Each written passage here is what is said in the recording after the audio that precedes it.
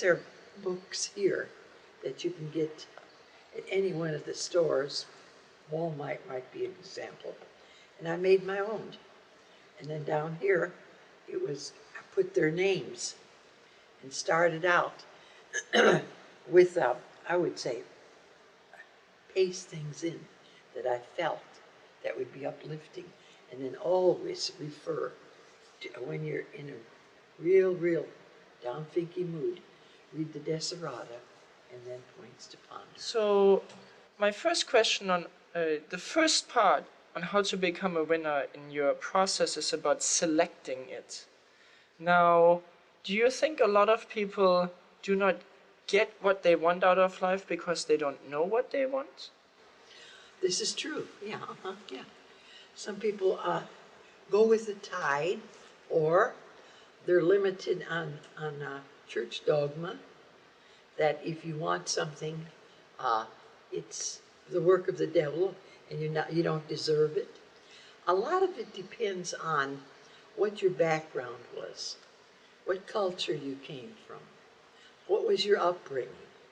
And you have to spend maybe, like I said yesterday, from 1 to 7, you're subjected to your parents' concepts and things.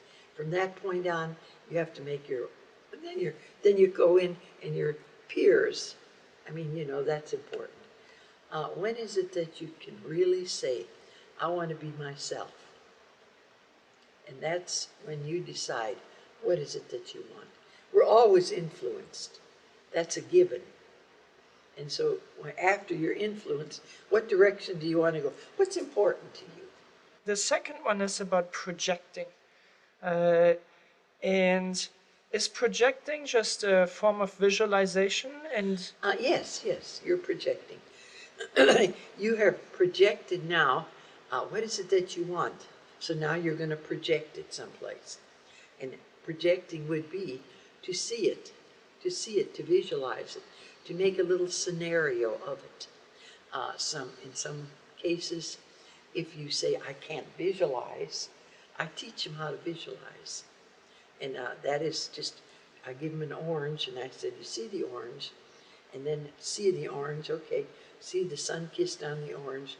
Now, close your eyes and see the orange. I said, that's as simple as it is. Because some say, I can't visualize, but you can. It's a mental thing. And so when you are projecting it, you are visualizing it. And visualizing it means putting it in a situation, like a car. You're sitting in the car. You smell, new car, color of the car, standing by the car. That's visualization. And you're always in that picture. it's all about expecting it. What does that really mean? Is it like, how do you expect something? How do I expect something? It's a given. You just know it's coming. Never doubt it. If something comes to your mind, and don't tell anybody, because when you tell people, they have a negative condemnation, and they say, what makes her think she's going to win that? Now, in my case, because I won everything, it was to my advantage, because they'd say, she's going to win it. And so they gave me more energy. But if you are surrounded by negative people, then I would not tell anybody. I would keep it to myself, and I would expect it. I know it would come. And then if I got disappointed, and this is very common, I would say, no, there's no failure, there's a delay in results. And then continue to do that, because sometimes things that you are expecting take a little longer than you anticipated. Now, all of that makes a lot of sense, but a lot of people will still have that nagging doubt. They will say, I've tried it, but I'm not successful. I'm not getting what I want out of life. I'm still not a winner. What do you say to those people that have listened to everything you have just said, but then come back and say, I'm still not where I want. I'm still not getting what I want? Okay, what you shared with me, the one thing, when they say this, I'm trying to do this. I said, honey, you can try and try and try the rest of your life, that to me is negative. What you take try out of your vocabulary, it's coming. It's coming and that's it. Trying means you keep on trying. That's negative. I never try, I do something. Very, very cool. Do you have any other follow-up question about that? You don't ever try, you do. Now, hold on. I just said Mike, a follow-up question. This should be in your voice too, because everything else is in your voice. But what is a good way of building up your degree of? Oh yeah, no. In the beginning, it's hard to expect. Yeah, This no, to I happen. How think do you that's build an up excellent. that degree? Yeah. So to somebody that is just learning how to become a winner, how to use the system to get what they want, would you recommend that they start with smaller, easier contests? Does that even exist? Is there? How do you recommend you get started with this? If you are, especially if you have not been a winner before. Okay. It all depends on the individual. If they think small, then they get small things. And if this makes you feel comfortable, then start out. I started out with an outboard motor. That was the thing. Then I went back to just bicycles and roller skates and footballs and little stuff that made the kids happy. And then all of a sudden, when we had a decision, let's project for somebody to pay for our vacation every year. So we never paid for our vacation. So we went to dude ranches, to New York, to Europe, to Disney World twice. And so those were leading up to it. Well, then as you win, I guess you'd say you get more confidence. So if the individual feels like, hey, that sounds overwhelming, I think I'm just going to project for something small, then do it. And then build up to it. Every person is different. And so that's what you do. I mean, my husband wanted an outboard motor. And that was the first thing that I thought of. Okay, we'll win it for him. What technique do you recommend to overcome negative thinking? As you mentioned, a lot of people, especially in their first 7 years, are conditioned in a way that they need to unlearn or remember. What's the best way to start doing that? Okay, fortunately today there's quite a number of books. The Power of Positive Thinking is one. You are what you think. Proverbs. And there's a magazine now, a national magazine, and it's called Woman's World, and it comes out once a week. That is the most powerful, positive book that is available today for anybody. Even my son reads it. And in this book, on every other page, there are thoughts for the day that are very, very powerful, on love, on protection, on energy, everything they have. It may be repetitious, but it's uplifting. So we look forward to that book. Every time I get it, I give it to my daughter-in-law. I'd have a copy here. But it's Woman's World.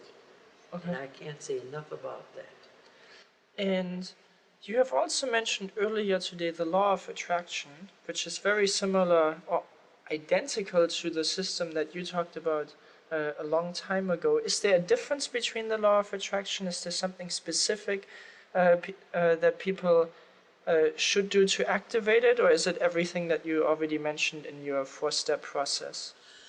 I don't think it's anything new or anything different. The law of attraction is desire. The minute that you desire something, what you're doing, you're conjuring up energy. And then you're projecting out energy. And so it's not a big secret, but many people don't realize how powerful thinking is. So desire is a criteria. But one of the things that you mentioned just now is that desire is related to energy, and everything is energy and vibrations. And the more energy you send out, the more comes back. So what specific technique would you recommend for somebody to raise their energy? Because it sounds like it's all related to how much energy a person can send out. That's a very good question, because it follows desire.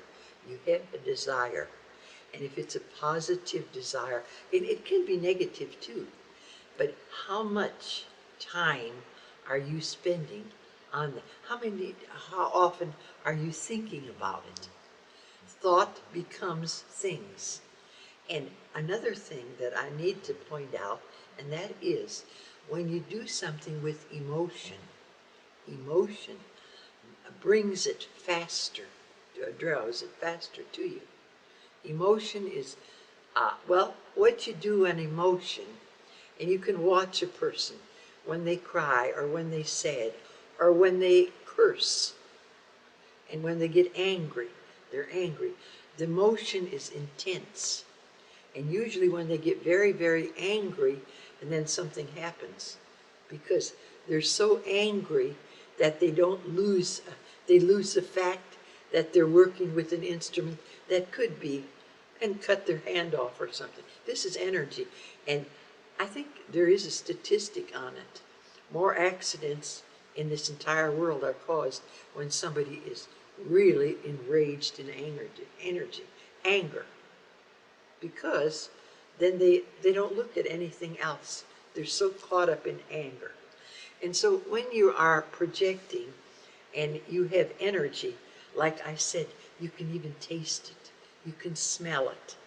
And that's energy. Going into a car with the new smell, that's a perfect example of using this more energy, because now you're experiencing it. See, we're touchy, feely, smelly people. I mean, that brings on more energy for us. So if you have the opportunity, especially if you want a car or a new house, you go into a new house and you can smell the new house because the lumber is still exposed. And so that would be more effective.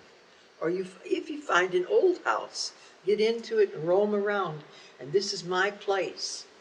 That's how I chose when we were going in different areas. When my husband was traveling, I would go to rent a place. I would go in, and my husband said, check it out. And I would go through the house. This doesn't smell good, and I'd leave. So you become, there are all those little things that you have at your disposal that you can utilize. And so this is energy. This is energy directing to it with emotion. Okay, thank you. Another question that I have is that, especially the positive thinking part, all starts in your mind.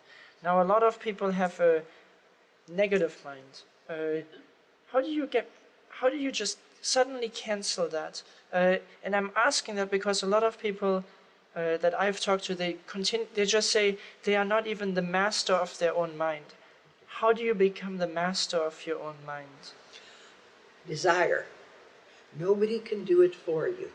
You can point it out. And Dr. Murphy had a good saying. After I met him, and he sent me his books, and when I called him, I said, Murphy, I said, you have he sent about 13 books. I said, you say the same thing over and over and over again. You say the same anecdotes. Can't you think of something different? And he roared with laughter. And you know what he told me? He said, you know something?